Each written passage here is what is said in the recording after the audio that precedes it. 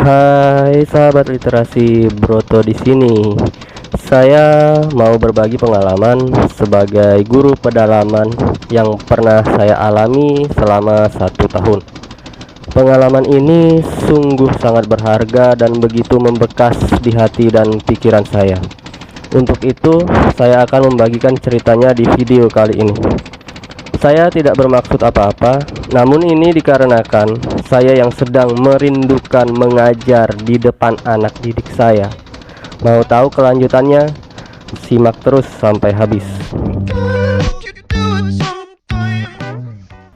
Terima kasih bagi yang sudah mendukung channel ini agar tetap berkembang.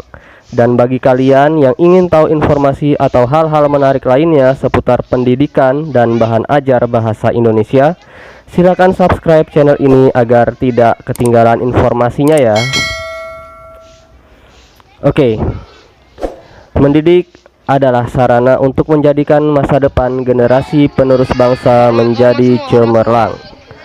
Dimanapun seorang pendidik itu berada, bagaimanapun kondisi pendidik itu di tempat tugas, dan persiapan yang harus dilakukan oleh seorang pendidik tidak hanya mementingkan kepentingan siswanya, tapi juga harus memperhatikan kondisi sosial tempatnya bertugas. Awalnya saya merasa tidak begitu betah tinggal di tempat dengan kondisi seperti ini. Jujur saja, saya sebelumnya tidak pernah memegang alat-alat dapur. Ya, paling mentok hanya merebus air dan memasak mie instan. Namun kali ini saya dan ketiga teman saya berada pada kondisi yang jauh dari kemajuan. Untuk masak pun bisa sahabat perhatikan, yang kami lakukan adalah menumpuk batako dan menyusun potongan besi untuk dijadikan sebagai media memasak.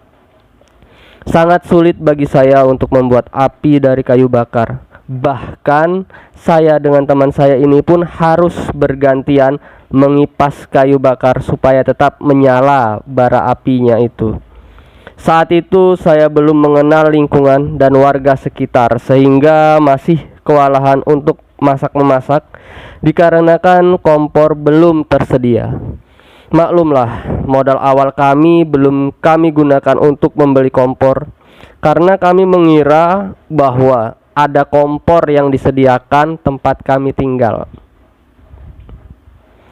Awalnya memang rasa mengeluh ada dalam diri saya, karena ya saya memang orangnya suka misuh-misuh atau mengeluh dalam hati gitu ya, karena kondisi.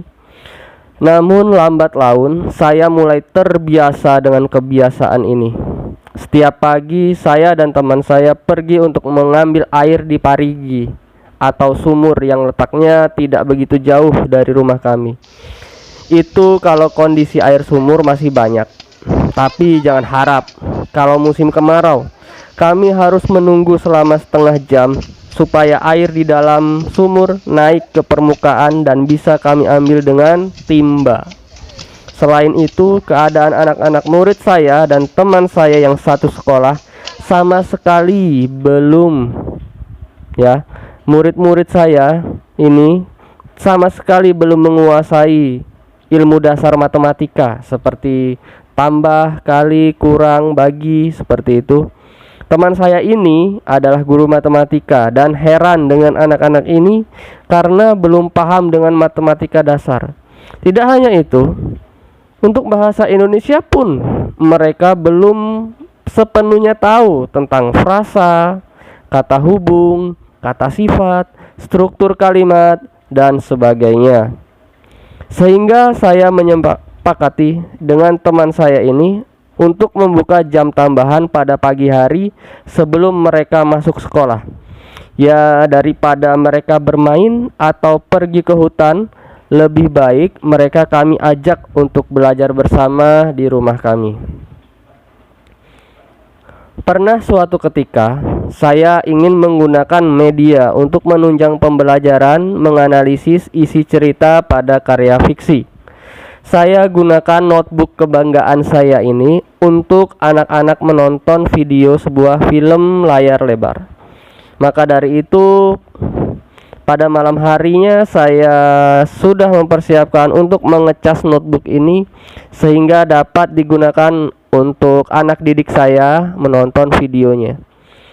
Ya, bisa sahabat lihat sendiri, mereka sangat memperhatikan videonya dengan saksama dan penuh antusias.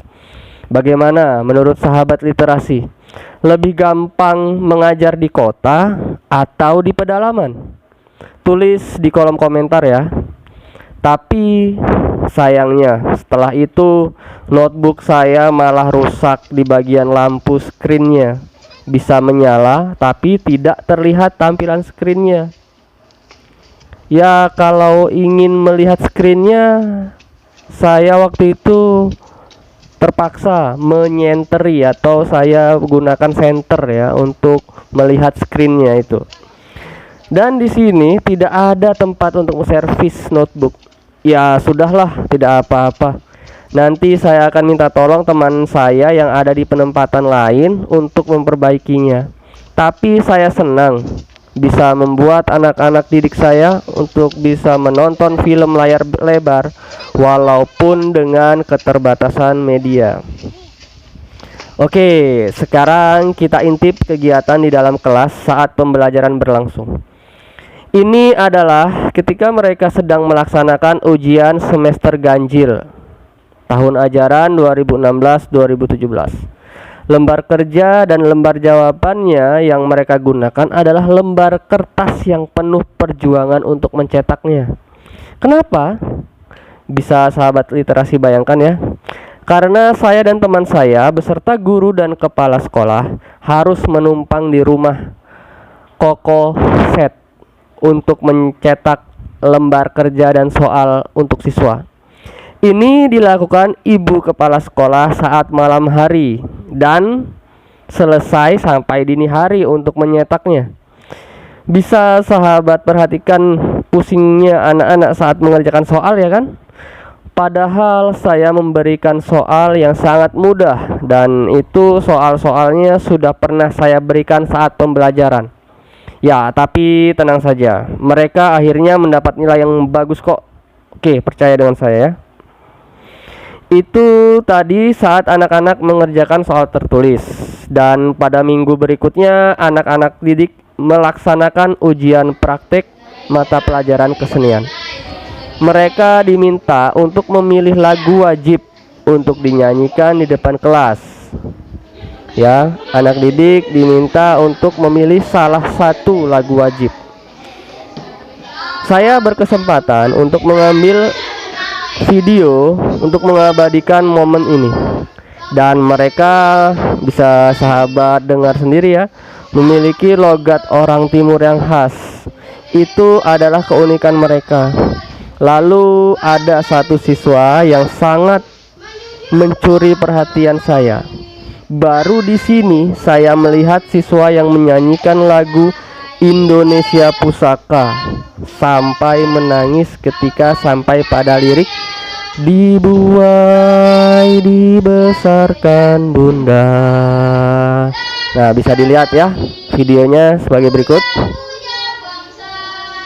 Siswa yang merupakan putra dari Bapak Alamon ini tiba-tiba menangis, terharu mungkin ya. Bagaimana menurut sahabat literasi?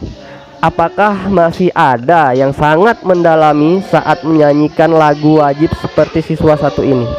Tulis di kolom komentar ya. Siswa-siswi SMP di sini belum terkontaminasi dengan yang namanya gawai atau gadget. Mereka sudah tahu dengan telepon cerdas seperti Android. Namun mereka memilih untuk bermain permainan tradisional dengan teman-temannya. Ya, memang di sini tidak ada sinyal internet sama sekali. Yang ada hanya sinyal telepon. Itu pun didapat hanya di tempat-tempat tertentu saja. Jadi mereka masih melestarikan permainan tradisional dengan riangnya. Bisa sahabat lihat pada video ini.